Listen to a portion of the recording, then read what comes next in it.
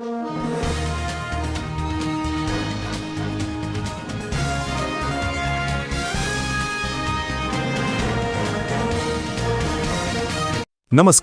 आपण पाहत आहात आयुर्विन टाइम्स.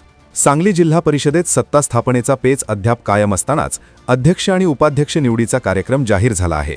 जिल्हाधिकारी अशोक काकडे यांनी 18 मार्च रोजी विशेष सभा घेण्याचे आदेश दिले आहेत. सांगली जिल्हा परिषद अध्यक्ष आणि उपाध्यक्ष निवड 18 मार्च रोजी होणार आहे. या निवडीसाठी होणाऱ्या विशेष सभेचे अध्याशी अधिकारी म्हणून मिरजेचे प्रांताधिकारी उत्तम दिघे यांची नियुक्ती करण्यात आली आहे. 9 फेब्रुवारी रोजी झालेल्या जिल्हा परिषद निवडणुकीत 61 सदस्यांपैकी कोणत्याही पक्षाला स्पष्ट बहुमत मिळालेले नाही.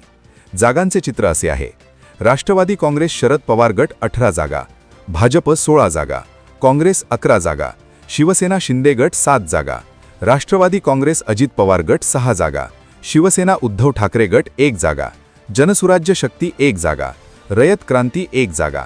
यामुळे जिल्हा परिषदेत सत्ता स्थापनेसाठी मोठी राजकीय चुरस निर्माण झाली आहे.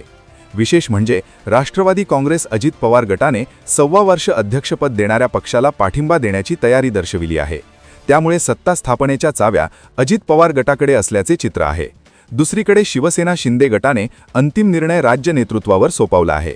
भाजपचे ज्येष्ठ नेते आणि पालकमंत्री चंद्रकांत पाटील यांनी सध्या वेट अँड वॉचची भूमिका घेतल्याचे स्पष्ट केले आहे. तर अजित पवार गटाचे राज्य नेते नेमका कोणता निर्णय घेतात याकडेही सर्वांचे लक्ष लागले आहे. 18 मार्च रोजी होणाऱ्या निवड प्रक्रियेचा कार्यक्रम असा असेल: सकाळी 11 ते 12 अर्ज दाखल, दुपारी 12:30 छाननी, दुपारी 1 अर्ज माघार, दुपारी 2 विशेष सभा आणि निवड. एकूणच सांगली जिल्हा परिषदेत सत्ता स्थापनेचा पेच कायम असतानाच अध्यक्ष आणि उपाध्यक्ष निवडणूक रंगणार आहे. नेमकी सत्ता कोणाच्या हाती जाणार हे 18 मार्चला स्पष्ट होणार आहे. अशाच ताज्या बातम्यांसाठी आयुर्विन टाइम्सला लाईक, शेअर आणि सबस्क्राईब करा.